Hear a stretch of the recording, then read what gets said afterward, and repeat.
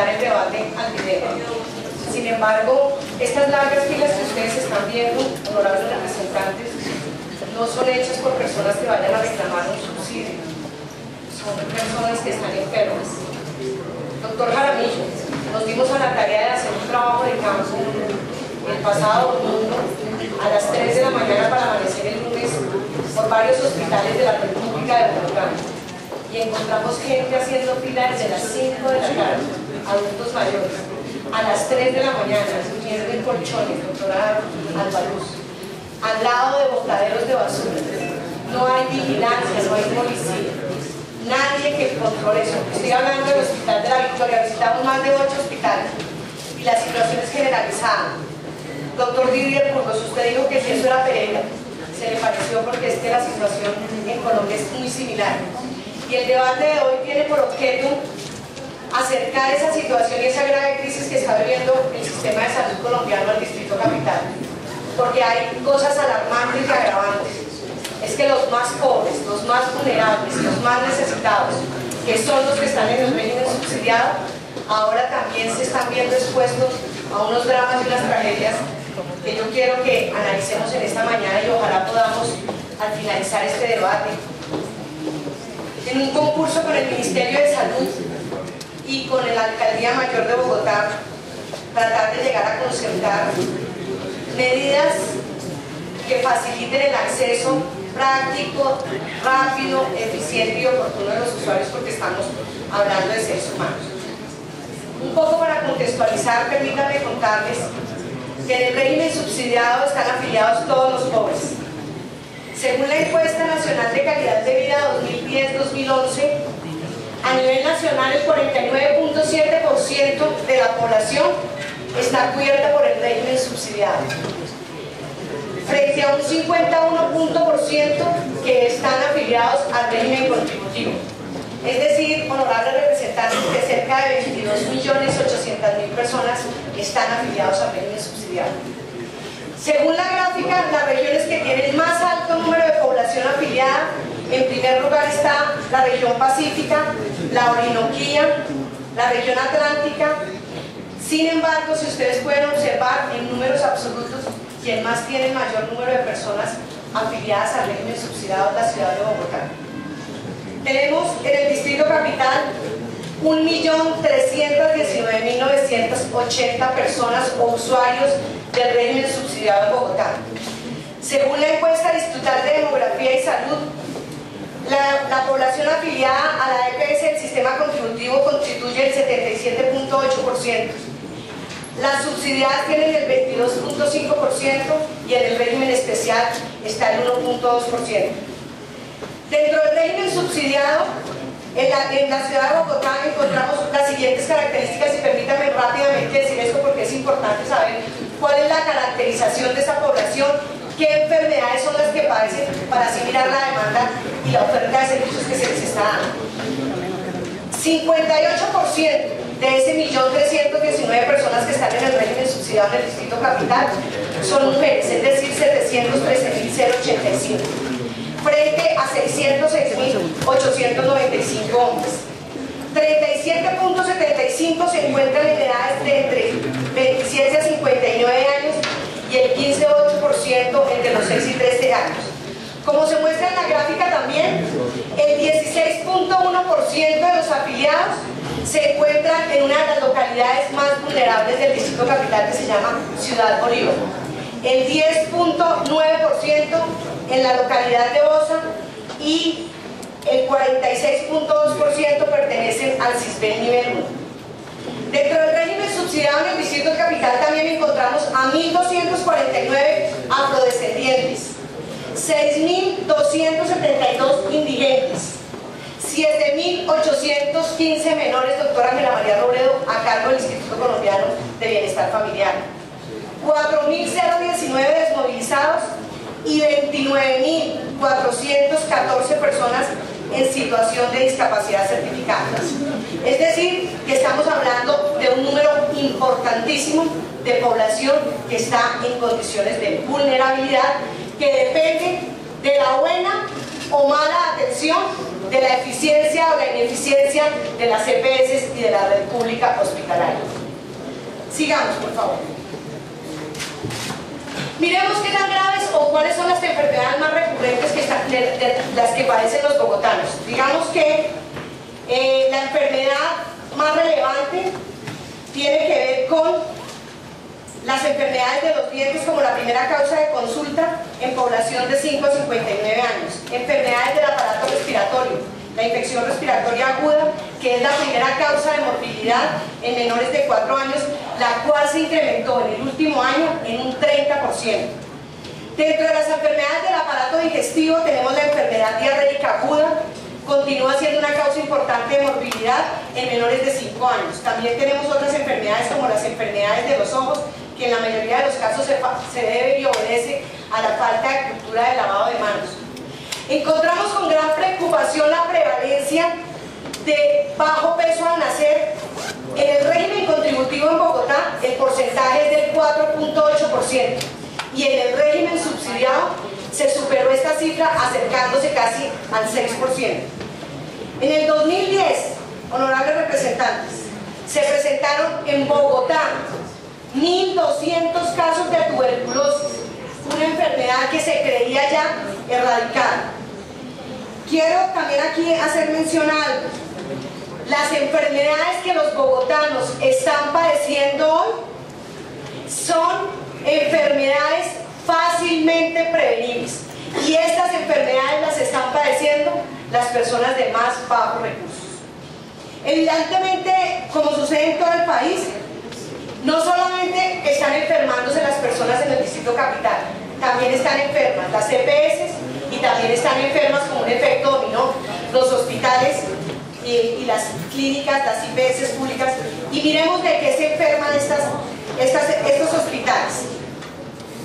Rápidamente, para ser muy respetuosa del tiempo, dentro de las enfermedades del tiempo que encontramos, la primera enfermedad que sufren los hospitales y las IPS es la corrupción. Esto lo hemos venido repitiendo infinidad de veces.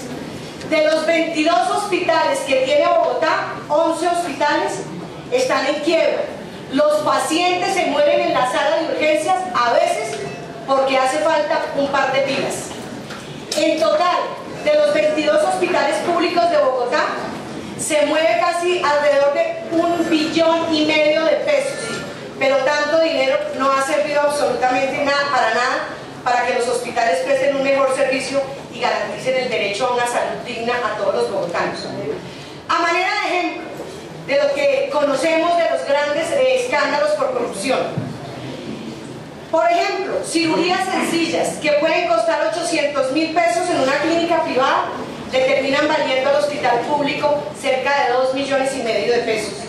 Según la investigación de la revista Semana de mayo de este año, en 21 de los 22 hospitales encontraron que dentro de los servicios médicos más lucrativos para subcontratar está radiología e imágenes diagnósticas. Y se da el caso absurdo de que a pesar de que el personal y las máquinas son de los hospitales, como es el caso del Hospital Mese, se están subcontratando estos servicios. Se supone que para eso debería funcionar la red de hospitales, que además debería tener una contratación conjunta, pero en realidad cada hospital administra su negocio como a bien le parece. Algunos hospitales compran medicamentos hasta 100% más caros que otros, a pesar de que hay unas tarifas estándar. Cada hospital negocia como bien le parece y los proveedores de insumos médicos y medicamentos aducen que ofrecen precios mucho más costosos porque como los hospitales no les pagan a tiempo, por eso tienen que encarecer el producto. Recientemente, la Personería de Bogotá detectó, por ejemplo, que un frasco de acetaminofén, doctor Didier Burgos, que es lo que más se receta en los hospitales, valía en el año 2011 575 pesos, con una droguería que se llama Drogas Boyacá. Pero el mismo frasco con Pharma Express costaba 1.193 pesos. Y también, como lo vimos en el video, denuncias graves, doctor Jaramillo, en el hospital de Engativá, que se distribuyen medicamentos a punto fenecer, óperes de fecha de vencimiento ya muy encima, pero así se lo dan a la gente. ¿Cuál es la otra enfermedad que sufren los hospitales? El déficit y el desequilibrio operacional. El déficit hospitalario está por el orden en el distrito capital de los 637.000 millones de pesos, entre deudas que tienen las EPS con la red pública hospitalaria. La deuda de las empresas promotoras de salud con la red pública hospitalaria supera los 260.000 millones de pesos. Según la información que tenemos, la Secretaría adeuda cerca de 400.000 millones de pesos a sus acreedores. Y para acabar de rematar con esta gran situación crítica financiera, por el pésimo desempeño, en el presupuesto se disminuyó del 2012 a este año 55.000 millones de pesos. Las consecuencias de la corrupción y el déficit y el desequilibrio operacional son evidentes en los malos servicios, como los vimos en los videos. Demoras hasta de 15 horas para poder hacer una cita si se tiene. Demoras para los servicios especializados. Miremos también lo que ha pasado en el 2011 y en el 2012 frente al desequilibrio operacional de los hospitales. En el 2011, los hospitales con mayor déficit son el Hospital de Meissen, Santa Clara, Kennedy, El Tunal y Bosa. Y en el caso del Hospital de Meissen, uno no puede pasar por alto y dejar de nombrar en este debate el escandaloso informe que usted, doctor Jaramillo, evidenció y denunció, donde se compraban vinos, donde se compraban langostinos, donde se compraban productos como merluza, queso amarillo, costillas de ternera, todo supuestamente para la alimentación de los pacientes. Adicionalmente, en insumos se indicó la compra de colchonetas por un valor unitario en el año 2010, escuchen esto, 552.000 pesos. Y el mismo proveedor hoy vende esas colchonetas a 326.000 pesos la unidad. ¿Qué será? ¿Será que no le cuestan las cosas porque de un año a otro disminuye el precio? En el 2012, los hospitales con mayor déficit, ¿cuáles son? El Simón Bolívar, Kennedy, Meissen y Santa Clara. Para el año 2010 se presentó un déficit de 156.280 millones. Para el 2011 ascendió a 253.039 millones, y en lo que va corrido de este año y lo que se proyecta, estamos hablando de un déficit que llegará alrededor de los 292.324. ¿Qué significa esto? Un incremento del déficit del año 2010 al 2012 del 87.6% con respecto al año 2010, que es preocupante la cifra. Acaba de llegar el señor alcalde, le damos una cordial bienvenida. Permítame que el alcalde salude para que pueda continuar con mi intervención.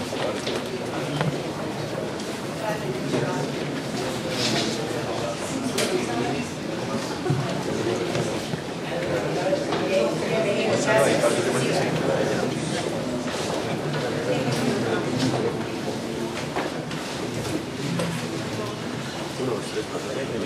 Le damos una cordial bienvenida al señor alcalde mayor de Bogotá, doctor Gustavo Petro. Creo que su presencia en este recinto resulta fundamental por el problema tan grave que está viviendo la ciudad frente al tema de salud, y agradecemos muchísimo haber aceptado esta invitación, esta convocatoria de esta comisión séptima de la Cámara de Representantes. Gracias, señor alcalde. Señor alcalde, le estábamos haciendo un esbozo de que no solamente en Bogotá los que se enferman son los bogotanos producto de una mala atención, producto de unos malos servicios, sino también se enferman los hospitales y las clínicas producto del déficit y el desequilibrio operacional que tienen. Estábamos haciendo un comparativo de cómo cada año, infortunadamente, el déficit se incrementa y eso impacta directamente a los usuarios. Continúo con la exposición diciendo que lo que va corrido de este año al Distrito Capital, según la Contraloría General, se le han hecho giros directos a IPS por más de 32.245 millones de pesos, pero esto parece no haber servido absolutamente de nada. Frente a la situación de los hospitales, nos llama la atención en el Distrito Capital capital la concentración tan alta que tienen los saldos en cuentas maestras en Bogotá con el 79%. Pese a lo que se dispuso en el decreto 1082 del 23 de mayo con respecto a que las entidades territoriales tenían 40 días hábiles para ponerse al día por sus pagos por concepto de deuda por contratos del aseguramiento. A mí me gustaría preguntarle al señor alcalde si Bogotá está al día en esos contratos y cuáles son los principales destinos que el Distrito Capital le pretende dar a esos dineros de las cuentas maestras que se van a liberar, muy a propósito del proyecto de ley que está haciendo trámite aquí en el Congreso de la República, que pretende liberar esos recursos. Las EPS también en Colombia se enferman. Ya hablamos de las enfermedades de los bogotanos, ya hablamos de las enfermedades de los hospitales. ¿Por qué se enferman las EPS? Consideramos que una de las grandes enfermedades que tienen las EPS es la operación versus el ánimo de lucro. Actualmente, como lo decía, existen en Colombia cerca de 22.800.000 personas que pertenecen al régimen subsidiado. Esas 22.800.000 personas están distribuidas en 47 EPS, de las cuales, al parecer, tan solo 16 son viables para funcionar. Según las EPS del régimen subsidiado, la UPC no alcanza para suministrar el POS unificado y advierten que a ellas le llegan los enfermos que no quieren recibir las EPS del régimen contributivo o los que por su enfermedad dejan de trabajar y también no son recibidas, no son viables para ser aceptadas. Quiero aquí hacer mención a algo que me llama mucho la atención frente a el hecho de que en Bogotá, de las 8 EPS del régimen subsidiado que operan en el Distrito Capital, 5 están quebradas: Humana Vivir, Cóndor y Sol Salud, o están intervenidas, como es el caso que se señalan a Capricorn, a Ecopsos, y ahora la noticia que nos tiene muy extrañada y que es uno de los motivadores de este debate, el anuncio de la liquidación de Capital Salud. Pero antes de entrar a hablar de este tema, yo quiero decirles que 37% de las investigaciones y 26% de las sanciones de la Superintendencia de Salud son en contra de las EPS del régimen subsidiado que operan en Bogotá. Las sanciones ascendieron a 1.981 millones de pesos en el 2011. Y en la gráfica que tenemos allí encontramos que según la Superintendencia, de las 11 EPS del régimen subsidiado que tienen mayor petición o cantidad de peticiones o quejas por no POS, 9 están funcionando en el Distrito Capital. Salud Total en el 2010 fue sancionada 2 veces por la Superintendencia por 106 millones de pesos por vulneración de los derechos de los pacientes. Y hago aquí énfasis en esto, que Salud Total es el hoy socio estratégico de Capital Salud, que es la EPS del Distrito Capital. Yo quiero, sigamos adelante como para hacer más sucinta la explicación, sigamos adelante. Ante este panorama y ante este diagnóstico, adelantemos por favor a la diapositiva donde está el ministro de Salud. La pregunta que nos hacemos es si va a ser viable o no, si va a ser una realidad o no, garantizar a los usuarios del régimen subsidiado la prestación de los servicios. Según el ministro Alejandro Gaviria, en unas declaraciones que hizo el pasado 10 de octubre, dice que hay suficientes EPS para atender la población.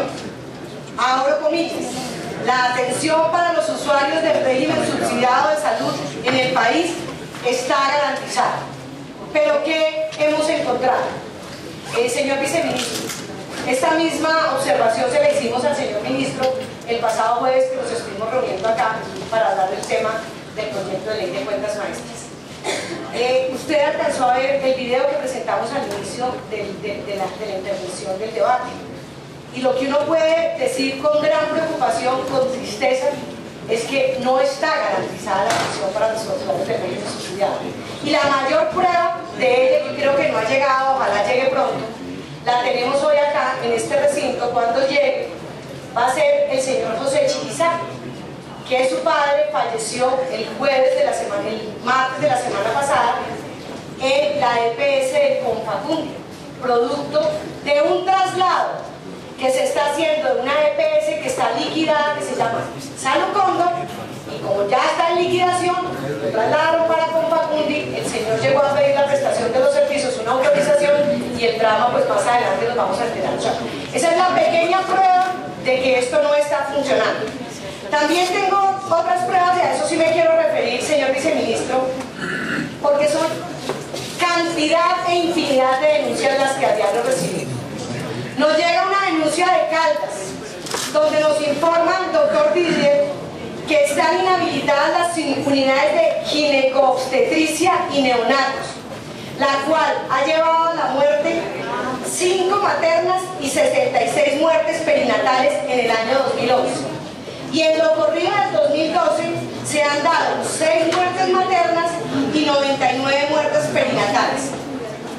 Hoy el departamento de Caldas no cuenta con un hospital infantil por falta de recursos, y por esto no hay una atención especializada para los menores de edad.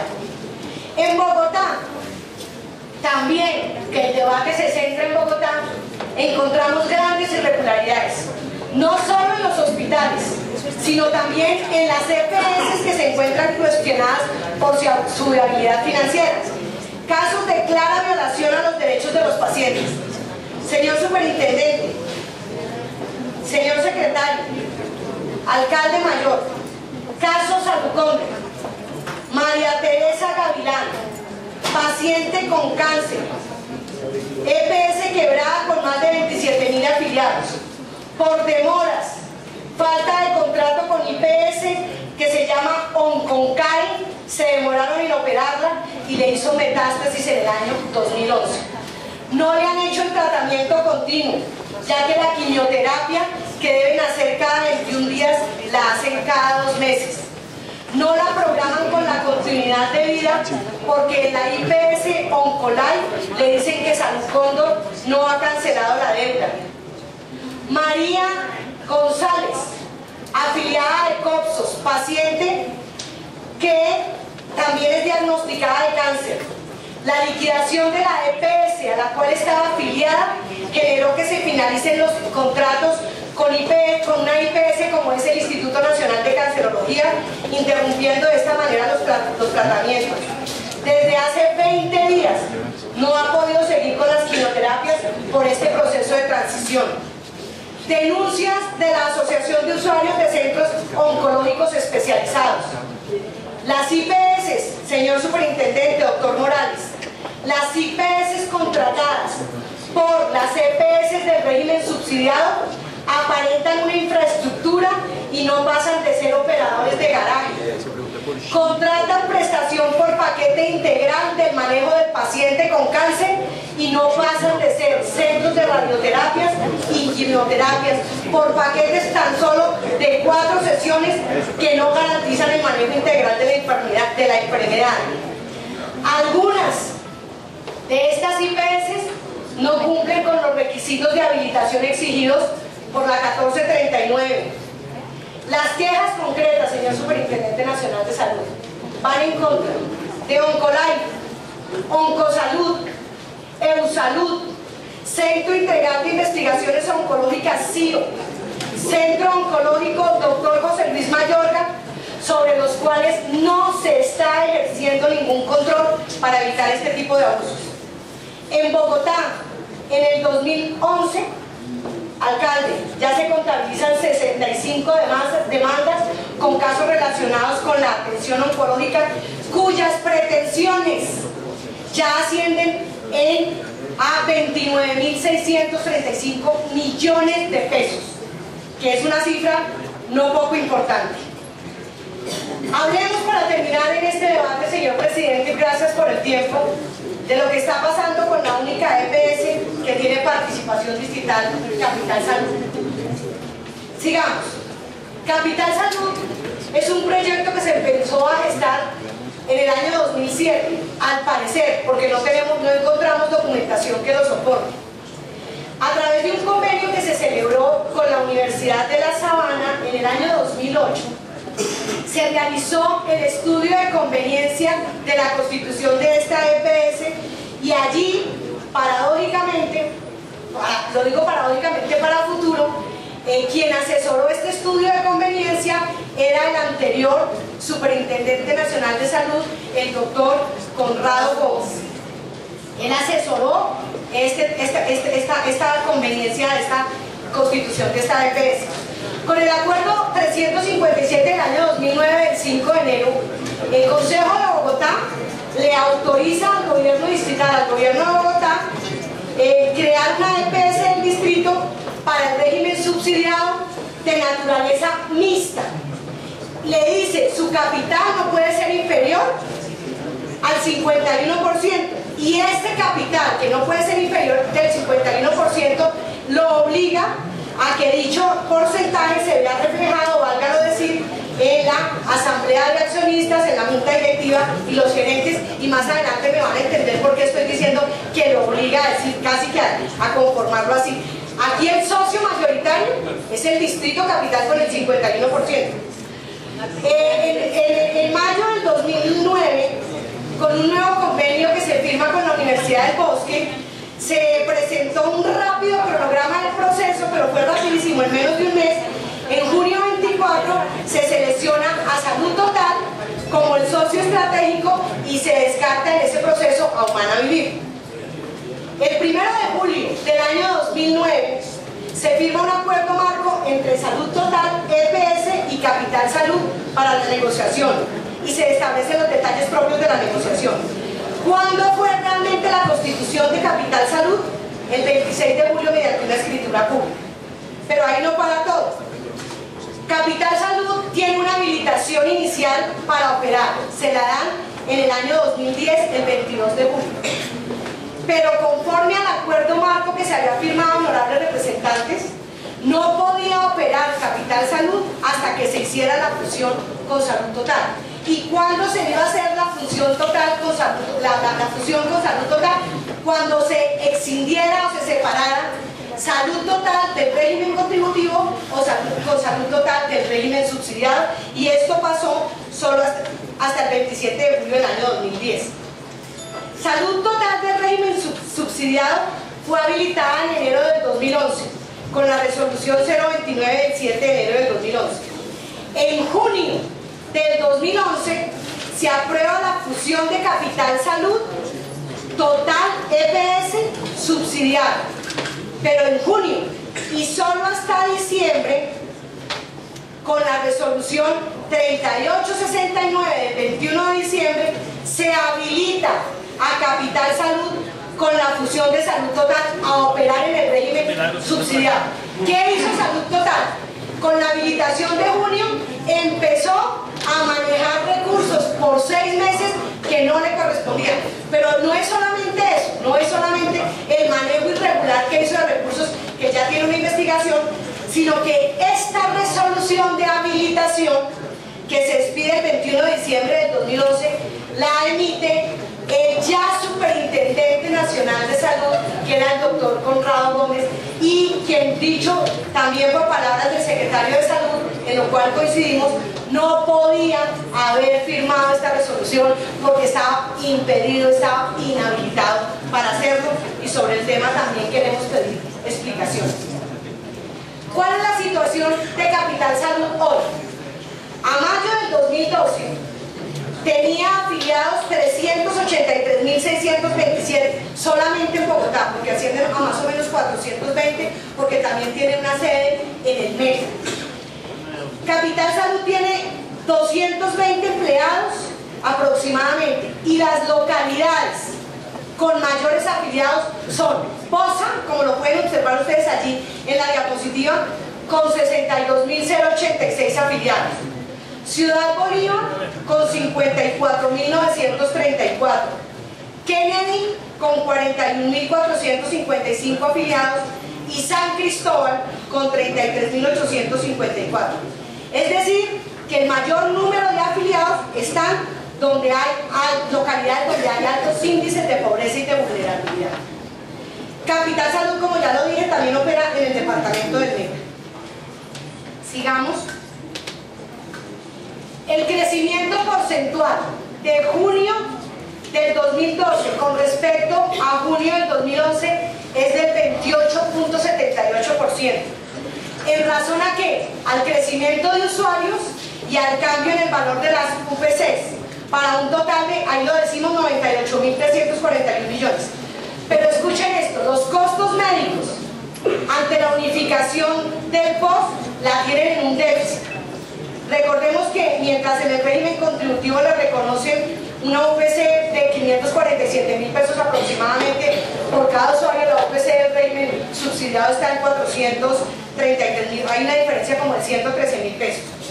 Según la Secretaría de Salud, los ingresos por concepto de UPC están alrededor de 6.300 millones, pero las autorizaciones por servicios de salud suministrados sobrepasan los 15.641 millones.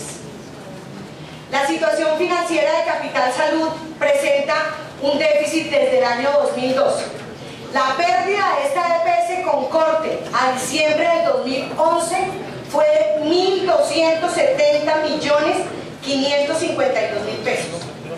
1.270 millones. A la fecha, según las respuestas de la Secretaría de Salud, la pérdida neta está llegando a los 9.731 millones de pesos. Según el gerente de Capital Salud, la pérdida de gran porcentaje se debe al impacto que se tuvo por la homologación del POS, que la mayoría de afiliados vienen de una carga de enfermedad o una discapacidad no resuelta. Y aquí vuelvo a retomar unas palabras, señor viceministro, cuando se le decía en esa época a la ministra de Salud, la doctora Beatriz Londoño, resultó peor el remedio que la enfermedad. El gobierno, en el afán de cumplir, de dar pañitos de agua tibia, habló de la unificación del POS y aquí estamos viendo esas consecuencias y mirar el tema presupuestal, que es muchísimo más profundo. Se ha generado mucha polémica y mucha controversia por la decisión por parte de Salud Total y del Distrito Capital de liquidar la única empresa distrital del régimen subsidiado, Capital Salud, que no, entre otras cosas, no está siendo investigada por la Superintendencia de Salud. ¿Cuáles son las razones que nos han dado? Sí, presidente, yo creo que en 5 minutos termino.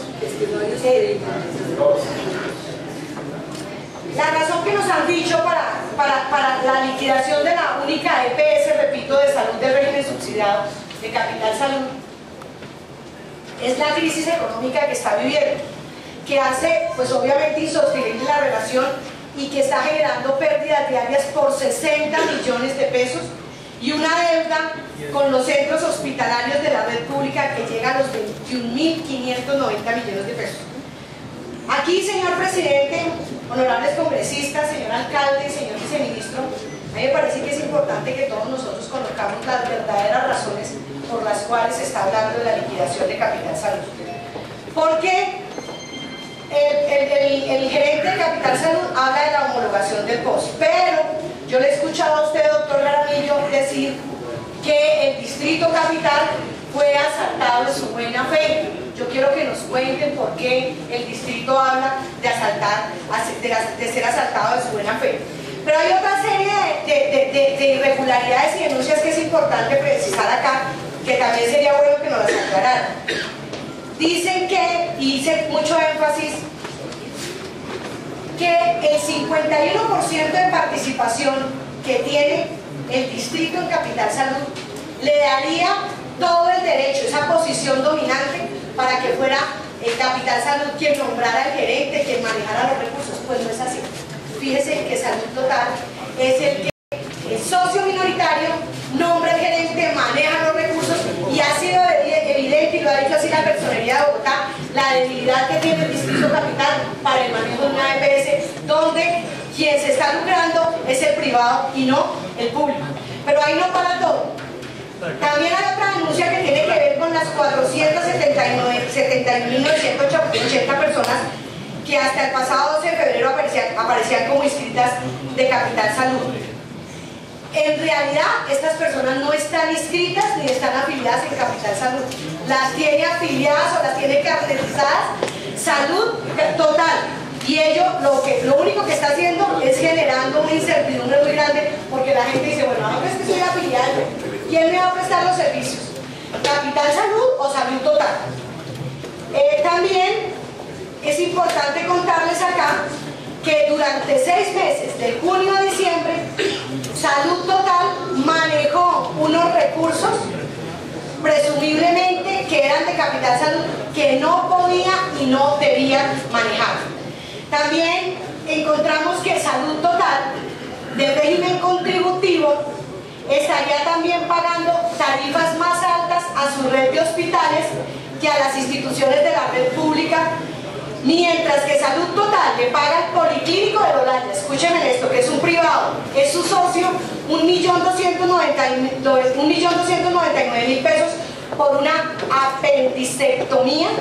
Al Hospital La Victoria, que es público, le factura tan solo 525.000 pesos. No se está respetando el principio de que no puede contratar menos del 60%, doctora Marta Cecilia. Aquí es evidente, según la Defensoría del Pueblo también dice que se han presentado innumerables tutelas. Yo quiero que el defensor del representante o delegado de la Defensoría del Pueblo nos hable de las grandes denuncias que ha habido frente al tema de las tutelas por... Muchas gracias. Doctor presidente, 2 minutos termino. Por favor, hacemos calma. Hacemos calma, saludamos la mano. Presidente, ya termino porque no quiero abusar del tiempo. Señor presidente, ¿cuál es nuestra gran preocupación? Y aquí quiero hacerle unas preguntas al señor alcalde y al señor ministro. Ojalá llegue para que nos la respondan. Nuestra gran preocupación es que lo que está demostrado es que Capital Salud se convirtió en una EPS de pandemia, que eso no existe. Pero tiene 383.000 afiliados que son del Distrito Capital. Hablando de la liquidación, doctora Yolanda, ¿qué va a pasar con esos 383.000 afiliados? ¿A dónde van a ir? ¿Qué va a pasar con ellos? Nos vamos a seguir enfrentando a los casos, por ejemplo, del señor José Chiquiza, que entonces por la liquidación a la gente no le han dicho qué va a pasar con ellos. Y eso sumado al agravante de la liquidación, la retirada de COPSOS, la de por subsidio, ¿qué va a pasar con la gente? Alcalde, a mí me gustaría que usted nos contara cuál es el plan de choque que tiene el Distrito Capital para la gestión de estos planos si decide tomarse la decisión como lo han anunciado la liquidación de Capital Salud. ¿Cuál es el plan de choque para que la gente pueda ser atendida y no se muera esperando en esas largas filas? ¿Qué alternativas le está proponiendo el gobierno digital ante la salida de la EPS régimen subsidiado cuando Capital Salud ya afirmó que no puede recibir un solo afiliado más? ¿Qué va a pasar con este crédito que fue asumido por la EPS de 18.000 millones de pesos y que está amortizado a 20 años? En caso de liquidación de Capital Salud, cuéntenos qué va a pasar con los trabajadores y los profesionales de la salud que están en este momento prestando o elaborando los servicios para la EPS. Y que es lo que me interesa mucho escuchar, ¿cuál es la petición concreta y efectiva que el gobierno digital está pidiendo al gobierno nacional para garantizar un mejor servicio en la salud para todos los bogotanos y para todas las bogotanas? A mí me gustaría, señor presidente, con estas preguntas, darle, si usted le parece bien, el espacio al señor alcalde mayor. Tengo preguntas también, señor presidente, quiero decirle, para el señor ministro, pero esperaría que él llegara. Muchas gracias, señor presidente. Vamos a continuar el debate.